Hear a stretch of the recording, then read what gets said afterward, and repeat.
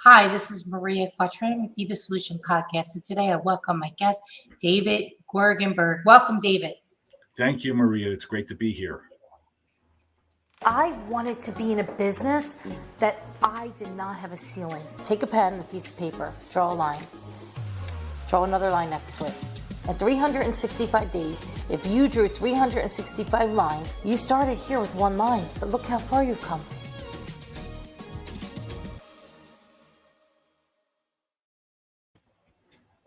David, it's so great to have you this morning. Welcome. Thank you. Thank you for having me.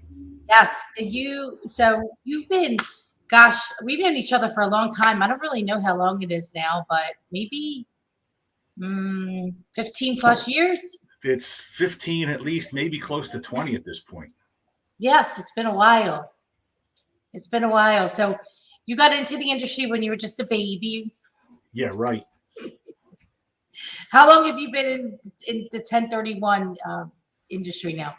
Well, full time, I've been in the 1031 industry almost 21 years, but I handled my first 1031 exchange with a client when I was still practicing law.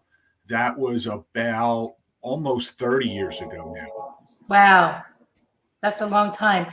So how did you get into it? You were practicing law and you're handling this client, and what made you switch over? Yeah, so I was handling that one particular transaction for one client. It was a wonderful transaction. It went very smoothly. The client was very well educated in the process. And then about 10 years or so later, I was disillusioned with the practice of law. And through my networking, somebody turned me on to a company that had a job opportunity here on the East Coast. And 20 years later, this is all I've been doing for the last 20 years. You just certainly are an expert at it. Thank you. And I could see how you could be disenfranchised with the law industry, with being an attorney. I hear that. I hear attorneys turn to different things. A lot of them get into real estate. Yes, a lot of them get into real estate. I know attorneys who are selling home remodeling, who are doing consulting, who are doing wine, who are doing art, and some who are still practicing law. Well, it's about finding your passion. We always don't get it right the first time. Absolutely. And sometimes the second time we get it right, but then we segue into other things. So yes. Right. And I found something I enjoy, and I get a chance to talk with people like you. Yeah, I love it. So the industry right now is crazy. There's a lot of people up in arms about the 1031 exchanges and what's going on with them. I guess let's first, so we could talk to a little bit our audience about what exactly is a 1031 exchange and what is the criteria that you need in order to do one. So the easiest way to explain 1031 exchange, I think, is this. I help businesses and investors play Monopoly with real properties and real money and delay paying capital gains taxes when they sell Pennsylvania Avenue to buy Boardwalk. It's really that simple. As long as the properties involved are business or investment properties, the taxpayer has the opportunity to not pay those taxes today and leave that money in the transaction to use towards acquiring bigger properties or more properties. So does that mean just the federal taxes, David, or state and local as well? In most states, it would include also the state and the local. Pennsylvania is something of an anomaly. Pennsylvania does not recognize Section 1031 for most taxpayers. Yes, I do know that. I found that out. And in some states, it's also, the municipalities, especially some of the bigger cities, charge their own capital gains tax on the sale of investment real estate as well. So it can affect all of that. So interesting how every state and everyone is different. What I wanted to ask you is, if you sell one property and let's just say that the gain is $100,000, do you have to, but you are going to see on the sheet 250,000. Can you take the money that you want from that and just transfer the 100,000 over, or do you have to do the whole 250? So there's two answers. Yes, you can pull money out of the transaction, but if you pull money out, you're paying taxes. Let me rephrase your question a little bit the way a lot of clients come to me. David, I put $150,000 into this property when I bought it and when I made some improvements to it. And now I'm selling it for $200,000. So that $50,000 is what I want to do a 1031 exchange on. I want to pull out my $150,000 investment. And I understand why people do that. I mean, certainly if we went to a casino this afternoon with $150 in our pocket, and after a few hours we were up to $300, we would take our first $150 and stick it back in our pockets. Well, the IRS says that $150 that you put back into your pocket was your profits, not your original investment. So to come back to your question, to fully take advantage of 1031 exchange, you want to reinvest essentially the full sale price minus some allowable expenses like brokerage commissions, 1031 exchange fees, attorney's fees, and such. So you can't really pull the money out then. Well, you can, but you're going to pay taxes on that. I mean, I give an example of one particular client I had a bunch of years ago who she and her husband had never spent money on themselves. They always invested either in their real estate or in their children. They always bought used cars and such. And it got to the point where grandpa had died and grandma was doing a 1031 exchange, and she wanted to pull out some money so she could buy herself the first new car she had ever owned in her entire life. And she asked, can I pull money out to buy myself a new car, a brand new car? I said, yes, but you're going to pay taxes. So if you pull out, for example, $50,000, you'll end up with, depending on your tax bracket, $35,000 or $40,000 in cash that you can now go into the dealership with. Right. And so can you use that money on multiple properties? Yes, you can sell one property and buy multiple properties, so you can kind of diversify. Maybe you have one big shopping center, and instead of a big shopping center, you'd rather have a handful of single-family rentals. And you can go the other way also. You can sell multiple properties and buy fewer. Mm-hmm. So you see a lot of trends now of people doing Airbnb at vacation areas, the beach, the Poconos. Can somebody sell? Would an investor be able to sell a couple investment properties, let's say here in Philadelphia, and then take any of the money that come from it and put it towards the new property, say in the Poconos, and use that primarily as an Airbnb, but also use it for their own benefit, maybe, a month or two a year?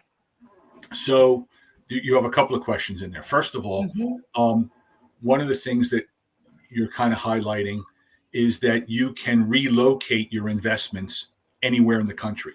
Mm-hmm. So just because we sell in Philadelphia doesn't mean we need to buy in Philadelphia. In fact, it doesn't even mean we need to buy in Pennsylvania. We need to buy somewhere in the United States. But yes, we can sell from Philadelphia, buy an Airbnb up in the Poconos or wherever. And then the third part of the question was, can we use it ourselves a month or so a year? The IRS says that we can make limited personal use of that property, limited to either 14 days per year or 10% of the time that it was rented, whichever is greater. So if I've rented it for 300 years and 300 days in a particular year, then that means that I have 30 days that I can use it for myself without jeopardizing its status as an investment property. On top of that, however, time that you're there for maintenance purposes doesn't count against you. So if I had a tenant in my Airbnb up in the Poconos for the last month or 2 months or 3 months or however, and I go up there next week, and I am there primarily for maintenance purposes, I'm going to do some painting, I'm going to fix a leaky faucet, that kind of stuff, then that time that I am there does not count against my personal use time. When I'm talking with clients with situations like this, I suggest that they buy all of their supplies at the hardware store that's up there rather than the one that's in their backyard, even though the one closer to their home may be more convenient or better priced or whatever. You want to be able to document in the event of an audit that you truly were there for investment purposes. So, And that doesn't mean you can't go skiing while you're there. I mean, of course you can do that. okay. So I have a question on top of that. So let's just say that you're renting that property to your business for a company retreat, for example. Is that something that you can rent it as to another corporation that you own? Yeah, I don't think I have any problem with that. And I don't think your accountant and your attorney would have any problem with it either. So certainly I would encourage you, before you do that, to involve your accountant and your attorney. But I could very easily, Maria, see you taking the staff of RE/MAX at Home up to the Poconos for a long weekend for a bonding retreat and leasing the property from you to the business. Absolutely. Cool. But obviously, I mean, I think one of the things that you have to caution yourself is you're going to rent it to your business at fair market value. Your business is really going to pay the rent, and you're going to declare the income on your personal side of your income taxes. Of course. I's dotted and T's crossed. Absolutely. No, I was just thinking because you could own one of these types of properties and rent it out for corporate retreats, whether it's your own company or other companies, or if you own multiple companies, you could do that multiple times a year. And, there's lots of options. I think when people look at real estate, sometimes they look at it very straightforward, and there's lots of ways that you can take an opportunity and turn it into something that you may not have thought you'd been able to, because maybe you didn't have all the financial resources that you needed, or you didn't know that maybe, I don't know, that you could do these other things. Because it's not just, okay, I have a tenant and I put a tenant. That could be all different types. It could be you rent it out for events. If it was the sizable property, you could have, if it's a house like on the beach or a house in the woods, you could do a wedding there. I'm just thinking like a little bit outside the box. Absolutely. And I apologize for the dog. There's a laborer across the street and she thinks she has to protect me. Yeah, I mean, I've seen businesses do all kinds of things like that. And depending on what kind of property you own, what you can rent it out for, what you can use it for. Absolutely. Absolutely. That's fantastic. So let's get into what's going on with the industry right now, David. I know that there is some significant tax, not good in a good way, coming down. It's in Congress right now for the 1031 exchange, wanting to change it from the 20% that you pay, that you would generally pay, and increase that to almost double of what it is currently. Yeah, so there are actually a couple of proposals. One of them is to, as you just pointed out, eliminate the favorable treatment of capital gains tax. I don't know the history of why we're at 20% instead of the same as what your highest marginal tax rate would be, but that's the proposal. Right now, the highest taxpayers, Warren Buffett, for example, would pay 20% capital gains tax as opposed to the 37 or whatever percent tax he might be in his highest tax bracket. And that's what's proposed for all of us. I'm not Warren Buffett. I don't think you make Warren Buffett money, but that's a substantial increase on all of us. I mean, you double anybody's taxes. And I think one of the things that's most interesting is that The president has said that he's not going to raise taxes on anyone who makes under $400,000 a year.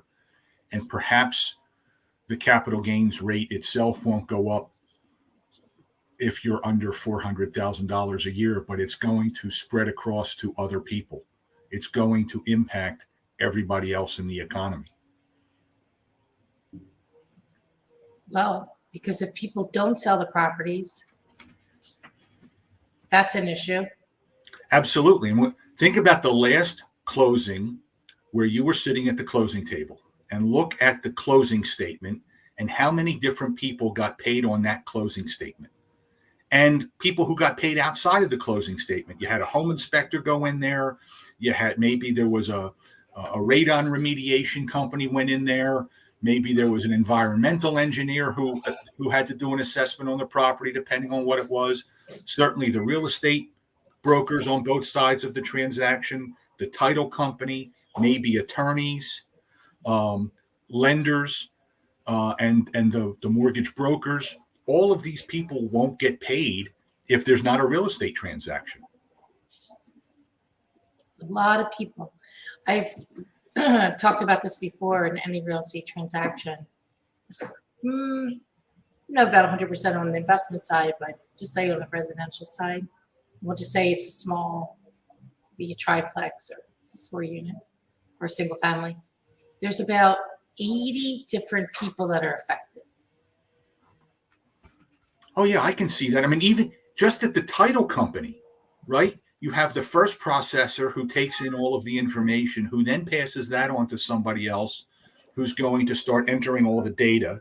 And somebody's going to go out, a third person is going to go out and do a title search. And then you've got the person who's coordinating with the lender and the tax people and all. There's at least a half a dozen people just at the title company. Yeah. Are you seeing a lot of people right now rushing to get this property sold? I am seeing more volume in 1031 exchanges now than I have seen, I think, ever. Maybe in 2007, 2006, when before the last real estate bubble. But I don't remember ever being this busy. And our entire staff is working well longer than 60 hours a week, all of us. Wow. And that's another issue, getting staffing. Yes. And 1031 exchange staffing is particularly hard because it's not simply check the box, circle the thing here, connect the dots over there, and push the paper through. You have to understand the transaction. You have to know what questions to ask, when to get other people involved. Absolutely. It's definitely, you're feeling that across the board in all industries, and some it's impacted greater, definitely, than others in regards to, the knowledge that you need to have in order to be in that industry. So it's absolutely. We typically invest 30 days or more in a new hire before they touch their first transaction. So think about that impact on a company's bottom line. Yeah, it's tough. It's definitely tough. So what are your predictions? What are my predictions? Maria, if I had any faith in my predictions, I'd go to the casinos. I'd go to the horse track. I'd play the lottery. Look, I can tell you that, first of all, let me mention one thing about my background. I'm a past president of our National Trade Association. The Federation of Exchange Accommodators is nowhere near as big as the National Association of Realtors, but it's what we are. And the Federation of Exchange Accommodators, the FEA, has put together a partnership, a coalition of industry groups, including NAR and other real estate industry groups, 25 or 30 different associations and organizations in this coalition, all reaching out on a concerted and organized basis to people in Washington, to our representatives around the country, educating them about what 1031 exchange really is. There have been 2 economic studies updated in the last year that show the value, the true positive impact that 1031 exchange provides on the economy, the jobs impacted, the building transactions that wouldn't occur absent 1031 exchange. 1031 exchange has been in the crosshairs in the last 20 years, at least a half a dozen times that I'm aware of. Even during the last administration, as part of the Tax Cuts and Jobs Act, 1031 exchange was substantially limited. Prior to the Tax Cuts and Jobs Act, we could do 1031 exchanges on any business or investment asset. And most notable, that would include, a huge construction company upgrading their bulldozers. I used to do a fair amount of work in artwork and collector automobiles. Now, people who are doing 1031 exchanges in artwork and collector automobiles live in a certain strata that I don't think you and I live in, but it was a meaningful impact when we took that stuff away. I mean, even the average Joe investor who invests in sports trading cards or sports memorabilia can't do 1031 exchanges anymore. So 1031 exchanges have been in the crosshairs many times. I think that our coalition is doing a very good job of educating the House Ways and Means Committee, the Senate Finance Committee, representatives on both sides of the aisle from all 50 states. And I'm cautiously optimistic that we will get through this current legislative session, regardless of what's going on with the other bills. I am cautiously optimistic that 1031 exchange will survive. But if it doesn't, I may be calling you and asking you for a job. I think it's going to survive, just a matter of what it looks like at the end of it. Yeah, well, the 1031 exchange specific proposal is to cap the use of 1031 exchanges to $500,000 per taxpayer per year. What does that mean? Just give us. So what that means is investor. So I'll give you a couple of examples. Investor. Here's a real life example. I have a client who owns row homes in South Philly. Her row homes are selling for $1.50, $200,000 each. Even if she has fully depreciated those row homes, the total gain on them is not more than $200,000. So it's not going to impact her.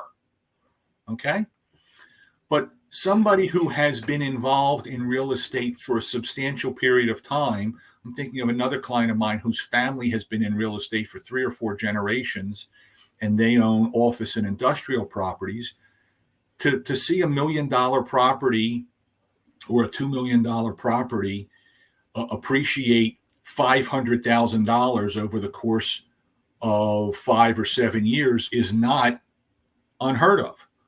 Well, what that means is if we bought a property for $2 million and we sold it for $3 million, $500,000 would be allowable in my 1031 exchange, and the other $500,000 would be taxable.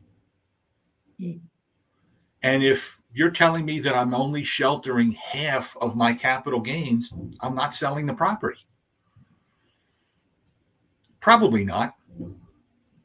Because that's a huge tax, especially if the capital gains rate goes up to my ordinary income level on top of that at 39% or higher, because we're talking about raising higher. What does that mean for like the REITs and this big business of commercial real estate?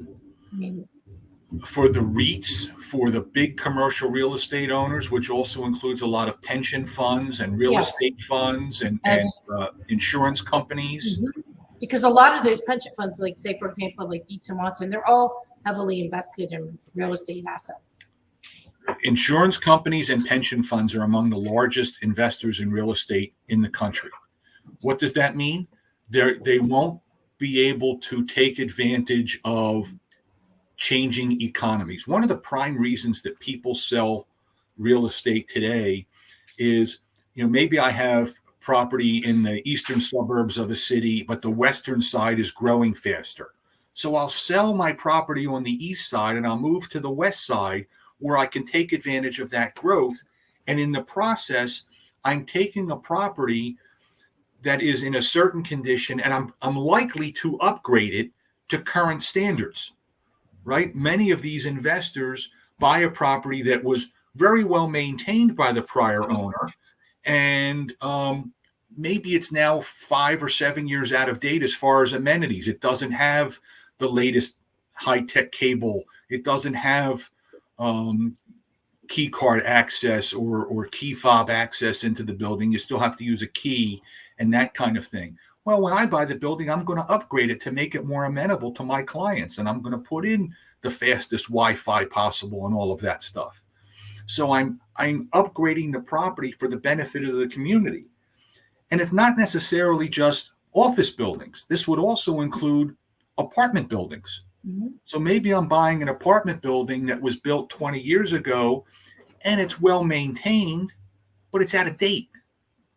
Well, when I buy it, I'm going to start, as each tenant moves out, I'm going to start upgrading that property to bring it up to current standards, to make it more attractive in the community, make it a more vital part of the community.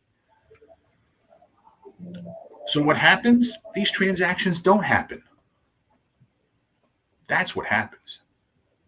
And all of those people who we talked about, the real estate broker and the title agent and the mortgage broker and the home inspector, those people don't get paid.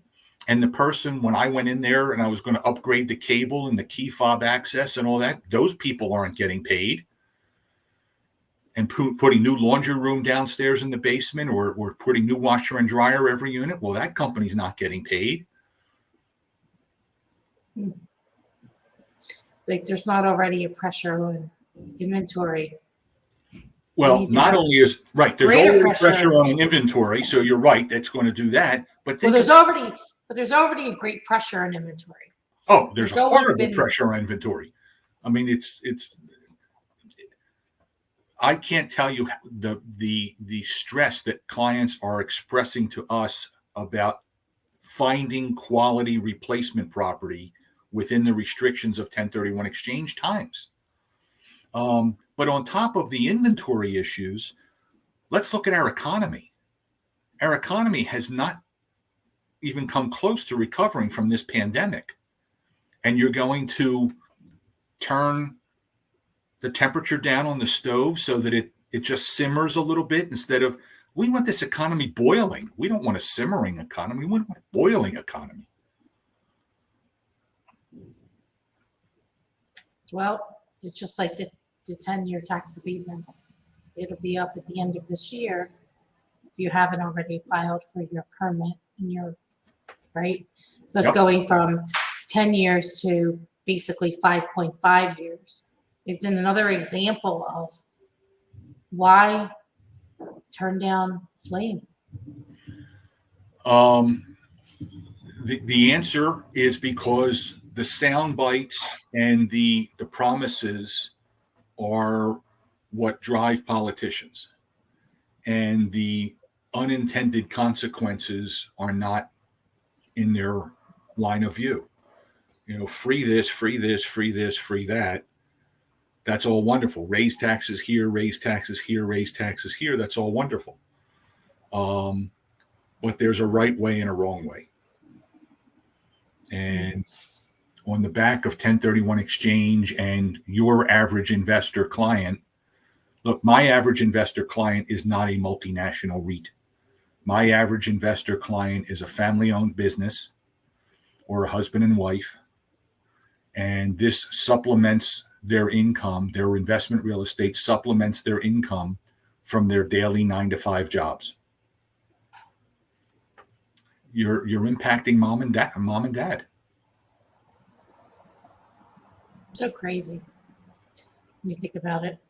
You think about, you feel like you're making all this progress, and then, then the pandemic come, and then you have to regroup. Well, that's fine. That's part of life, right? You just have to Yeah.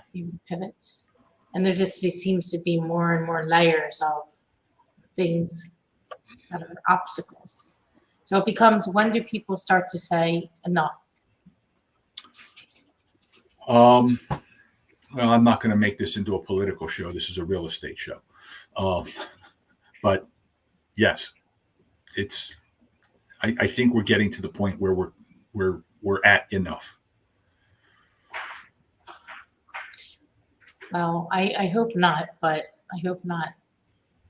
Do you see more people? You said right now they're coming to do these 1031 exchanges. Are they unable to find the properties within 180 days total? Well, it's 45 days to be able to identify them, right? Right. So they have to identify within 45 and acquire within 180.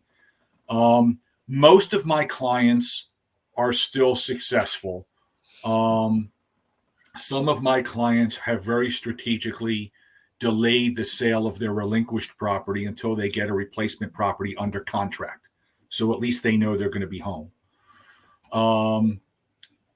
But I think the percentage of, and I haven't actually crunched numbers, just my sense is that the percentage of transactions that partially or completely fail is definitely up. I can't quantify it again because I haven't crunched numbers. I'll give you an example. One client sold an investment property, and he was repositioning to a different state. He sold an investment property for just under $1 million, and his plan was to buy 4 or 5 single-family rentals in a different state. And he was only able to complete about 75 or 80% of the reinvestment. So 20 or 25% of his money didn't get reinvested. And that has an impact. Yeah, it's definitely harder and harder to find the right properties. That's for sure. I'm also seeing, Maria, an increase in the number of people who are doing reverse exchanges, where they're buying their replacement property before they sell their relinquished property in order to ensure that they complete their 1031 exchange. Mm-hmm. So how does that one work? Well, as we mentioned, a typical 1031 exchange, we sell our first property today. We have up to 45 days to identify potential replacement properties and up to 180 days to complete the purchase of those properties. In a reverse exchange, you buy the new property first. But the revenue procedure says you can't own both the new and existing properties at the same time and still call it a 1031 exchange. So what happens? When you work with the qualified intermediary, and I'm simplifying this substantially, but when you work with a qualified intermediary, the qualified intermediary will form an LLC to take title to that new property on your behalf.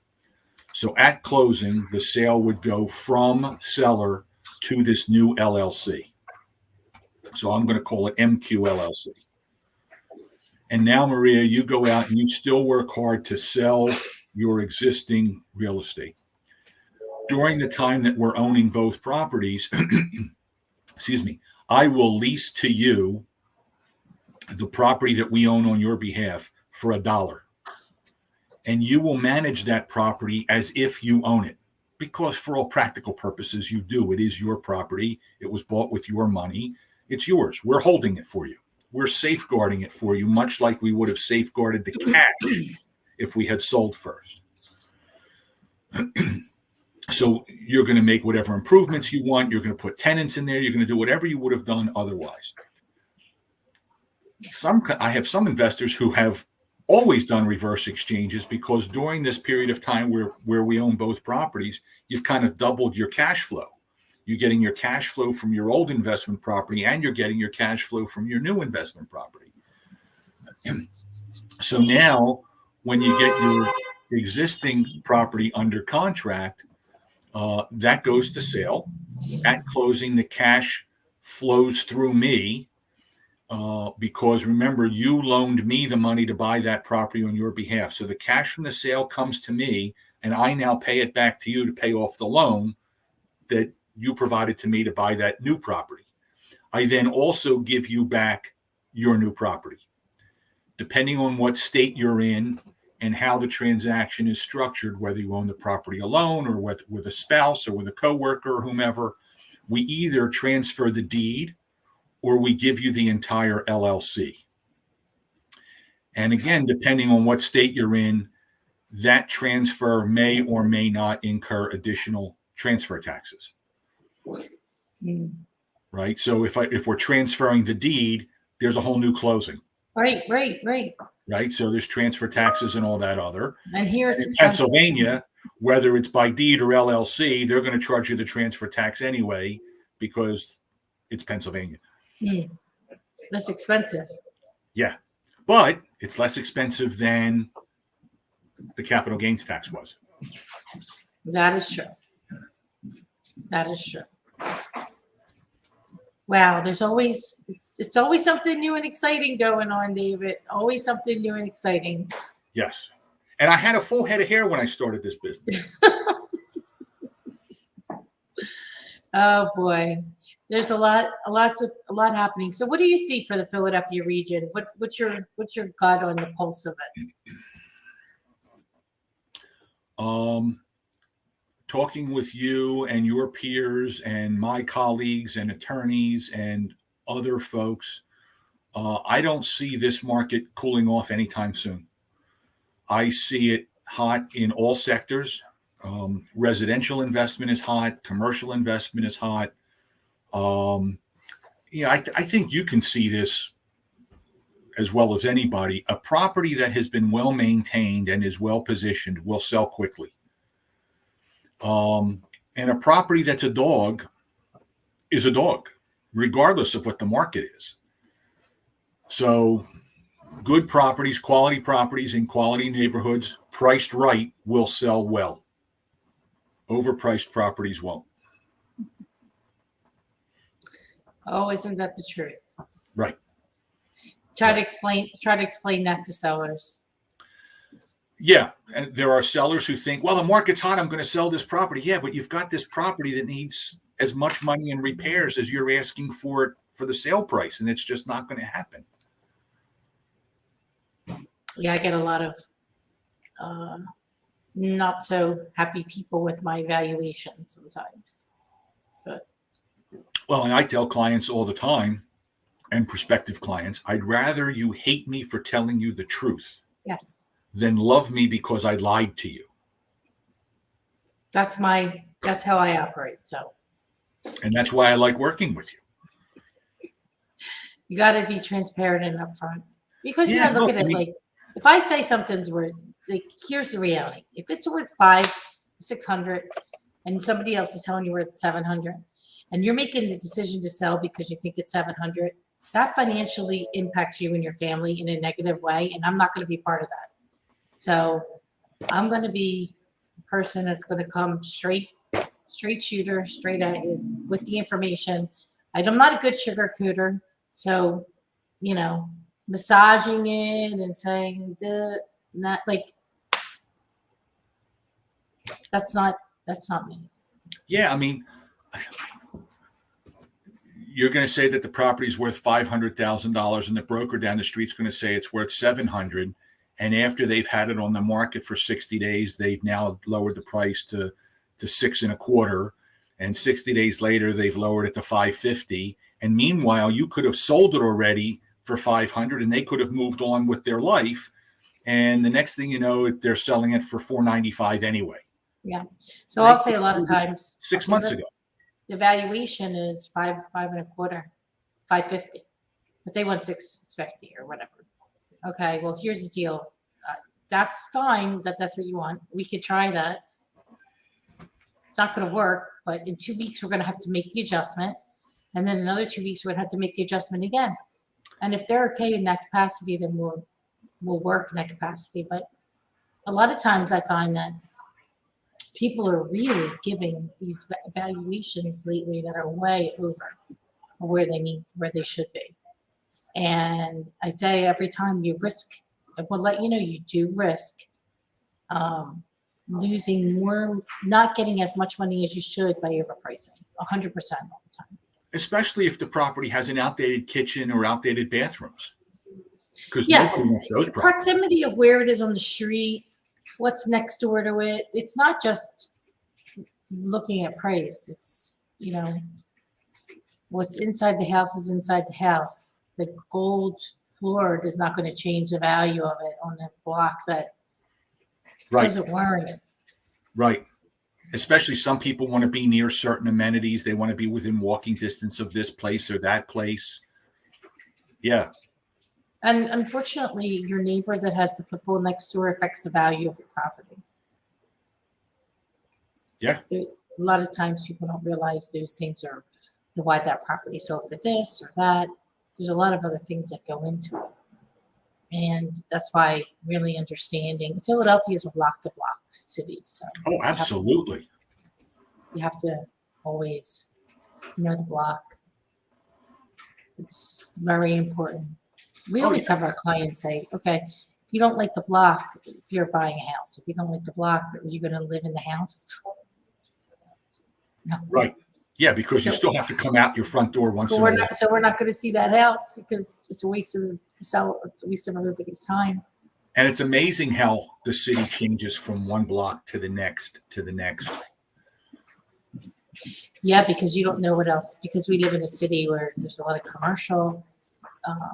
There could be something that you don't want commercial, some store or something that you don't like, or it has, people hanging out front of it, or that all does affect the value. It could be one block away. It could be a higher value house with the same exact house because of where it is, proximity to that location. Yeah, I often wonder about the wisdom of a developer coming in and redeveloping one side of the street, but the other side of the street is still the 1960s row homes or the 1950s row homes. I mean, you've changed one side of the street, but I'm still looking across the street at 80-year-old properties. Yep. Well, it's all part of it, right? It's all part of it. That's why you have your job and I don't. No comment. Because I could go on and on, but I still have, a bit of a glow from the vacation. So I understand. Getting back into it. This is my first thing I'm doing since back at vacation is hanging out with you, David. Giving the information about the 1031 exchanges. I always enjoy hanging out with you. Yeah, it's good to see you. I appreciate you. I appreciate you coming onto the show today.